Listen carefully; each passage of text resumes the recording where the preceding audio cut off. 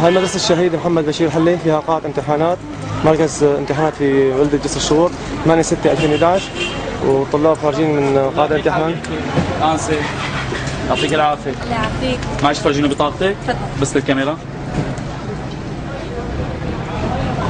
كيف عملت الفحص؟ الحمد لله رب العالمين منيح. انت من سكان مدينة الجسر؟ اي نعم. حابة تشاركي انسه؟ وما عندي مانع. من سكان مدينة الجسر؟ نعم. وين هلا ساكنة؟ هلا بالحسانية بهاتيا. بالحسانية بهاتيا. طيب ليش طلعت على الحسانية؟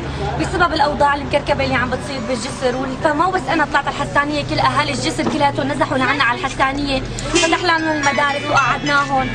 بالعكس كانوا كثير خايفين، ما عدا الاولاد الصغار اللي كانوا خايفين من الاوضاع اللي عم بتصير، يعني حتى الولد الصغير صار عم بيخاف كثير من هالوضع اللي عم بيصير والعايشين. شو هو الوضع يعني؟ شو خايف انت بالضبط؟ من شو خايفين؟ من دخول الجيش طبعا على الجسر وتهديده وهالشهداء اللي عم بتروح، يعني طفل صغير عم بشوف شهداء قدامه، عم بشوف هيك اوضاع، يعني عن جد حرام. اطفال هدول اطفال لازم ما يشوفوا هيك شوفات.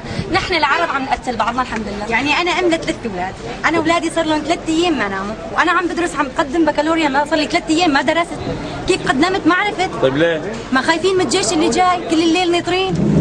ناطرين الجيش. طيب ليش تخافوا من الجيش؟ اللي ما الاعلام خوفنا، الاعلام طلع عم يحكوا على التلفزيون جاي يهدم الجسر من واحد جسر. لا عم بيقولوا انه في عصابات مسلحه هون جايين يقاوموا، انتوا شفتوا عصابات مسلحه؟ احنا ما شفنا حدا، نحن شفنا شباب من عنا عم يحمونا، طلعوا خافوا علينا وطلعوا يحمونا. طيب طلعوا يحموكم. التظاهرات اللي بالجسر شو طبيعتها برايكم؟ كلها سلمي، كلها التظاهرات اللي عم حريه بتصير عنا بالجسر سلميه، نحن ما بدنا شيء، بدنا بس نعيش بسلام وامان، بدنا هذا الجيل هذا كله يطلع فيه. انا عندي رفقات ما اجوا قدموا امتحانات، عن جد حرام، ما بصير نضيع مستقبلنا من شان هيك، وانا كثير بشكر هدول الثوار اللي عم يحمونا، بالعكس انا بشجعهم وبتمنى اني اكون شاب لحتى اوقف معهم بهالمحنه اللي هن فيه. طيب انتم برايكم كلمه اخيره، بدكم دخول الجيش؟ لا ما بدنا دخول الجيش. لا بدنا نرجع نعيش حياتنا، رجع. بدنا الاسواق تفتح، بدنا طيب.